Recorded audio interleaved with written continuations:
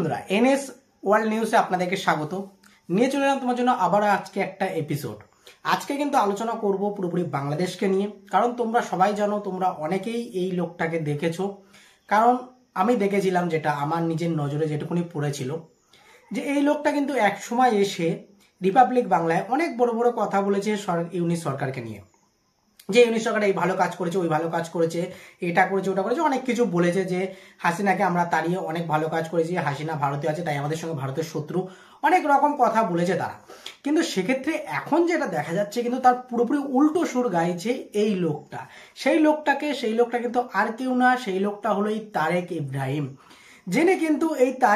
যিনি রিপাবলিক বাংলাদেশে অনেক ধরনের অনেক বক্তব্য করেছেন ভারত বিরোধী হিসাবে, কিন্তু এখন দেখা যাচ্ছে সেই লোকটাই যে কিনা ভারত বিরোধী হিসাবে এতদিন এত কিছু বলে এসছে, এবার সেই লোকটাই কিন্তু ভারতের গুণগান গাইছে। এবং শুধু ভারতের গুণগান নয়, ইউনিট সরকারের একের পর একটা ভুল ধরেই দিচ্ছে সাংবাদিকদের সামনে, এবং একের পর একটা কিন্তু ইউনিসেফ দিয়ে বোমা ফাটাচ্ছে।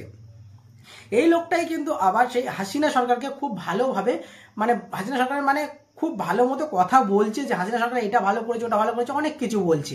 তা আগে চলো তোমাদেরকে ভিডিওটা দেখিয়ে নিই, তারপরে এই এপিসোডটা শুরু করা যাক।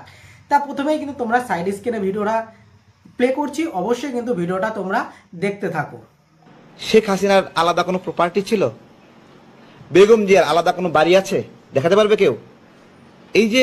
এই যে রাজনৈতিক যে শিক্ষা, যে এই ধরনের পদে থাকলে এগুলো করা যায় না, এই শিক্ষাটা ডক্টর ইউনূসের মধ্যে নাই। এই রাজনৈতিক ম্যাচিউরিটি ওনার মধ্যে হয়নি। উনি পেয়েছে, গপাগপ খাওয়া শুরু করে দিয়েছে। আপনাদেরকে বলি, হাতির দাঁত কয়টা বলেন তো? কয় দাঁত? দূরে দেখা যায় না? এর আগে বলেছিলাম, হাতির দাঁত দেখা যায় দুইটা। এই দুই দাঁত দিয়ে হাতি কি খায়?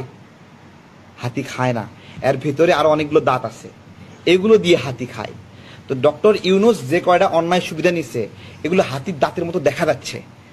আরো যে ভিতরে অনেকগুলো দাঁত আছে, এটা দেখা যাচ্ছে না এখনো। যেদিন ডক্টর ইউনূস ক্ষমতা ছাড়বে, ওই দিন প্রকাশ পাবে উনি কত টাকা লুটপাট করেছেন। চলো তাহলে ভিডিওটা তোমরা পুরোপুরি দেখলে, তোমরা কি বুঝলে অবশ্যই কিন্তু নিচে কমেন্ট বক্সে জানিও। আর আমি তোমাদেরকে কিন্তু আরো বিষয়ের ডিটেলসটা তোমাদেরকে জানাতে এসেছি। তা এই লোকটাইকে তোমরা অনেকেই চেনো, আশা করি রিপাবলিক বাংলায় অনেকবার এসছে। শুধু রিপাবলিক বাংলা না, টিভি 9 ভারতবর্ষ, এরকম অনেক চ্যানেলে কিন্তু অনেকবার এসছে এই লোকটা। তা এই লোকটা যখন এসেছিল তখন কিন্তু বাংলাদেশ নিয়ে অনেক বড় বড় কথা বলেছিল, ইউনিট সরকারকে নিয়ে অনেক বড় বড় কথা বলেছিল। কিন্তু এখন যেটা দেখা যাচ্ছে, তার কিন্তু পুরোপুরি উল্টো সুর গাইতে শুরু করে দিয়েছে এই তারেক ভাই। এবার তোমাদেরকে বলবো, যারা আমার চ্যানেলে প্রথমবার এসেছে অবশ্যই কিন্তু চ্যানেলটা সাবস্ক্রাইব করে না, লাইক কমেন্ট শেয়ার করতে একদমই বলো না, কারণ আপনার একটা লাইক, একটা কমেন্ট, একটা শেয়ার পরবর্তী ভিডিও করতে আগ্রহী করে তুলবে। তাই এবার আসি পুরোপুরি ডিটেলসে। এই লোকটা প্রথমে কি বলছে, যে একটা পলিটিক্সে থাকতে গেলে তারা নাকি একটার বেশি বাড়ি করে না। যেমন শেখ হাসিনা করেনি, শেখ হাসিনার বোনের কথা বললো, তিনি করেনি, এরকম অনেকের নাম বললো। সেখানে কিন্তু ইউনিট সরকার কি করেছে, ইউনিট সরকার প্রতিটা দেশে একটা করে বাড়ি করে রেখেছে, তার নিজের বাংলাদেশে 3-4টে বাড়ি আছে, এমনটা বিষয়। এবার শুধু তো আমি তোমাদেরকে এই ভিডিওটা দেখালাম, এর আগেও এই লোকটার অনেক ভিডিও দেখেছি, যেখানে তিনি বলেছেন যে ইউনিট সরকার এত টাকা দেয়নি, এত টাকা তার এখনো টেলিকলার হিসাবে এত টাকা বরাদ্দ রয়েছে, সেই টাকাটা এখনো পর্যন্ত তিনি মেটায়নি। এরকম অনেক বিষয়, অনেক কিছু বোমা ফাটাচ্ছে এই লোকটা।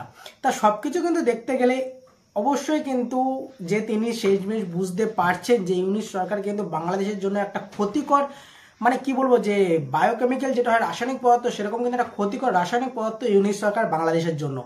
শুধুমাত্র বাংলাদেশের জন্য কেন বলছি, তার কারণ এটাই যে বাংলাদেশে যতগুলো কয়েদি ছিল, যত টপ কি বলবো ইন্টারন্যাশনাল কয়েদি ছিল, সবাইকে কিন্তু কম বেশি করে ছেড়ে দিচ্ছে এই ইউনিট সরকার। শুধু যে ইউনিট সরকার সেই কয়েদিদের ছাড়ছে এমনটা নয়, যারা জঙ্গি, ইন্টারন্যাশনাল জঙ্গি, তাদেরকেও কিন্তু ছেড়ে দেওয়া হচ্ছে এই ইউনিট সরকার। তাহলে বুঝতেই পারছো যে ইউনিট সরকার কি চাইছে। ইউনিট সরকার চাইছে পুরোপুরি পাকিস্তানের মতো হয়ে যাক। পাকিস্তান যেরকম পুরোপুরি দেউলিয়া হয়ে যাচ্ছে, সেরকম ভাবে বাংলাদেশও দেউলিয়া হয়ে যাক। বাংলাদেশের পরিস্থিতি কিন্তু এখন পুরোপুরি সেরকম, যে হাসিনা সরকারের সময় তাও কিন্তু কম বেশি কাজবাজ ছিল, কিন্তু আজকের দিনে দাঁড়িয়ে কোনোভাবে কিন্তু আর কোনো লোক সেরকম ভাবে ঠিকঠাক মতো কাজকর্ম করতে পারছে না। যে একটা রিক্সা চালক দিনে 500 টাকা ইনকাম করতো, সেই রিক্সা চালকটা আজকের দিনে দাঁড়িয়ে খুব বেশি হলে 200 থেকে 250 টাকা ইনকাম করতে তার মাথার ঘাম পায়ে পড়ে যাচ্ছে। তাহলে বুঝতেই পারছো যে বাংলাদেশের অবস্থাটা কি হতে চলেছে। তা আমরা কিন্তু এখান থেকে দাঁড়িয়ে আমরা যে বাংলাদেশকে সাপোর্ট এখনো পর্যন্ত কিন্তু করে যাচ্ছে, আমাদের ভারত সরকার কিন্তু বাংলাদেশকে এখনো পর্যন্ত সাপোর্ট করে যাচ্ছে, এখনো কিন্তু তারা কোনো রকম কোনো কড়া পদক্ষেপ নেয়নি। আমরা দেখতে পাচ্ছি প্রতিনিয়ত সীমান্তে কিন্তু উস্কানি চলছে বাংলাদেশ বিজেপির থেকে, বাংলাদেশ জনগণের থেকে, সেক্ষেত্রেও কিন্তু ভারত সরকার এখনো পর্যন্ত কোনো সেরকমভাবে কড়া পদক্ষেপ নেয়নি। এক্ষেত্রে কিন্তু যে হাসিনাকে যেহেতু ভারতে রাখা হয়েছিল, এবার ভারতে তাকে কেন রাখা হয়েছিল সেটাও কিন্তু একটা বোঝার বিষয় আছে। তার কারণ একটাই, যে হাসিনা সরকার যদি কোনোভাবে বাংলাদেশে থাকতো তাহলে কিন্তু হাসিনা সরকার আজ পর্যন্ত বেঁচে থাকতো কি জানি না, কিন্তু যে হাসিনা সরকারের নামে যতগুলো দোষ দেওয়া হয়েছে বা যতগুলো ধারায় মামলা করা হয়েছে তার কি একটার সত্যতা কোনোভাবে প্রমাণ করতে পেরেছে এখনো পর্যন্ত ইউনিশ সরকার? যতগুলো চুক্তি করেছিল হাসিনা সরকার ভারতের সঙ্গে, সেই চুক্তিগুলো যে বাতিল করার সিদ্ধান্ত নিচ্ছিল কোনোভাবে, যে এই ইউনিশ সরকার সেই চুক্তিগুলো কেন বাতিল করছে, সেই চুক্তিগুলো কি ভারতের সঙ্গে কোনোভাবে কোনো খারাপ দিক রয়েছে তার ভিতরে, সেটাও কিন্তু এখনো পর্যন্ত প্রমাণ করতে পারেনি একটাও ইউনিশ সরকার।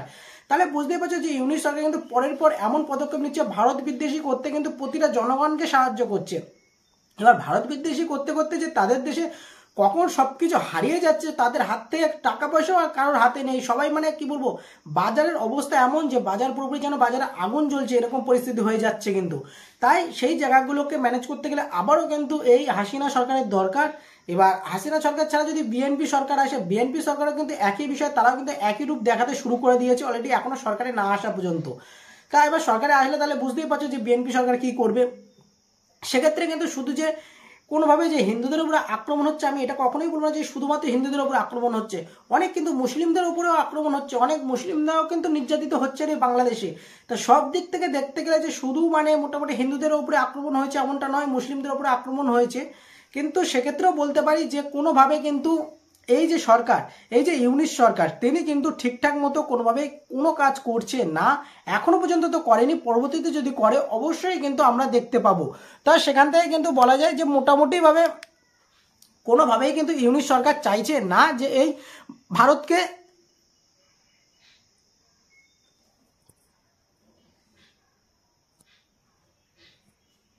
কোনোভাবেই চাইছে না যে এই ভারতের সঙ্গে ভালো সম্পর্ক হোক, ভারতের সঙ্গে খুব ভালো মতো কাজ করুক, এটা কিন্তু কখনোই চাইছে না এই ইউনিশ সরকার। সেই কারণেই কিন্তু ভারত বিদ্বেষী সবার মধ্যেই কিন্তু ঢুকিয়ে দিতে চাইছে। তা তোমাদেরকে সবসময় একটা কথা বলবো যে শুধু ভারত বিদ্বেষী করে ভারত আমাদের শত্রু এই বলে কিন্তু তোমাদেরকে এমন পর্যায়ে নিয়ে চলে যাচ্ছে যে সেখানটা কিন্তু তোমরা ফিরে আসার কোনো জায়গা খুঁজে পাবে না।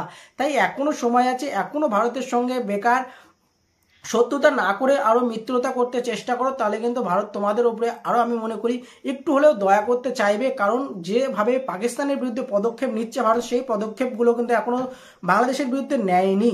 আর যদি সেটা একবার নিয়ে নেয় তাহলে বাংলাদেশের কপালে কিন্তু প্রচন্ড হারে দুর্ভোগ আছে। এই যেমন তারেক ভাই সবে বুঝতে শুরু করেছে, এরকম ভাবে কিন্তু হাজার হাজার জনগণ অবশ্যই বুঝতে শুরু করেছে, পরবর্তীতে আরো বুঝবে এটুকুনি মনে করি। কারণ ইউনিশ সরকার কিন্তু তার নিজের ইনকাম করার জন্য এই গদিতে বসেছে, আদারওয়াইজ কিন্তু তার কোনো ইন্টেনশন নেই যে বাংলাদেশ কোনোভাবে ভালো জায়গায় যাক।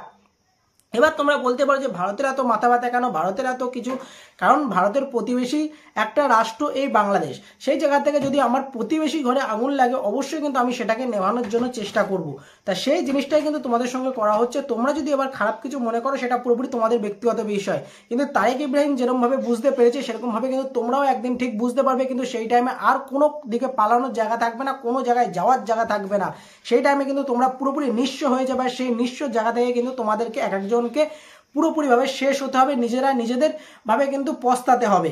এই জিনিসটা কিন্তু তোমরা মাথায় রাখো। যেভাবে ইউনিশ সরকার দেশ চালাচ্ছে সেই জায়গা থেকে কিন্তু কোনোভাবেই দেশ চালানো যায় না, এটুকুনি কিন্তু ইউনিশ সরকারের মাথায় রাখা উচিত। এই তারেক ভাই যে কথাগুলো আজকে বললো সেই কথাগুলো তোমাদের নিজেদের বিবেকে একটু প্রশ্ন করে দেখো যে হ্যাঁ ইউনিশ সরকার এগুলোকে ঠিক করছে না ভুল করছে, তাহলেই কিন্তু তোমরা বুঝে যাবে যে এটা ঠিক কি ভুল। কারণ ইউনিশ সরকার যে পদক্ষেপগুলো আজ পর্যন্ত নিয়েছে সব পদক্ষেপগুলোর মধ্যে তোমাদের কোন জিনিসটা ভালো লেগেছে তোমরা কিন্তু অবশ্যই কমেন্ট বক্সে জানাতে ভুলো না। আর তার থেকে বড় কথা যে তোমাদের যে নোট বাতিল, তোমাদের যে 500 টাকা, 1000 টাকা, 20 টাকা, 50 টাকার যে নতুন নোটগুলো বার করেছে সেই নোটেও কিন্তু কোনোভাবে মুজিবুর রহমানের জায়গা হয়নি। এবার সেটা না হওয়ারই কথা, কারণ মুজিবুর রহমানকে কখনোই ইউনিশ সরকার আনবে না, এটাই বাস্তব চিত্র হওয়ারই কথা ছিল। তাই সেরকমভাবেই কিন্তু সেটাই হলো। এবার এই যে নোট বাতিল করলো, আমি জানি না ইউনিশ সরকার পরবর্তী নির্বাচনে থাকতে পারবে কিনা, তখন কিন্তু আবারও নোট বাতিল হতে পারে, এমনটাই কিন্তু আভাস কিন্তু এখন থেকে তোমরা ধরে নিতে পারো। তার কারণ নোট বাতিল যে শুধু যে সরকার আসবে সেই সরকারের হাতেই ক্ষমতা থাকে, সেই সরকারই কিন্তু নোট বাতিল করতে পারে। এখন ইউনিট সরকারের হাতে যেহেতু ক্ষমতা, যে ইউনিট সরকার কিন্তু নোট বাতিলটা করে দিল, তা পরবর্তীতে যখন ইউনিট সরকার থাকবে না তখন অন্য কোনো সরকার এলে সে আবার নোট বাতিল করবে না এমন কি কোনো গ্যারান্টি আছে? সে মুজিবুর রহমানকে আনবে না এমন কি কোনো গ্যারান্টি আছে তোমাদের কাছে? কখনোই নেই। তোমরা যে মুজিবুর রহমানকে এতভাবে মানে কি বলবো যে ঘৃণা করছো, সেই জায়গা থেকে তোমরা একটু নিজেরাই ভেবে দেখো 1971 সালে যখন যুদ্ধ হয়েছিল তখন কিন্তু সেই শেখ মুজিবুর তিনিই কিন্তু তোমাদের সবার সামনে ছিল, তাকেই কিন্তু তোমরা সব থেকে মানে সব জায়গা থেকে ইতিহাস থেকে মুছে ফেলতে চাইছো, কিন্তু ইতিহাস কখনো মুছে ফেলা যায় না, এটা কিন্তু তোমরা ভুলে যেও না। তাই সেই জায়গা থেকে যেমন এই তারেক ভাই বুঝেছে তেমনভাবে কিন্তু তোমরাও আস্তে আস্তে বুঝবে আশা করি। তা দেখা যাক শেষমেশ তোমরা কবে বুঝতে পারো, সেই জন্য আমাদের তো অবশ্যই শুভকামনা রইল তোমাদের জন্য। তোমরা অবশ্যই ভালো থেকো, সুস্থ থেকো। আর আজকে এপিসোডটা এই পর্যন্ত শেষ করলাম। যারা যারা এখনো পর্যন্ত ভিডিওটা দেখলে অবশ্যই কিন্তু একটা লাইক করে দিয়েছো আর অবশ্যই একটা সাবস্ক্রাইব করে দিয়েছো চ্যানেলে, এরকম প্রতিনিয়ত আরও আপডেট পাওয়ার জন্য। তা চলো আজকে টাটা।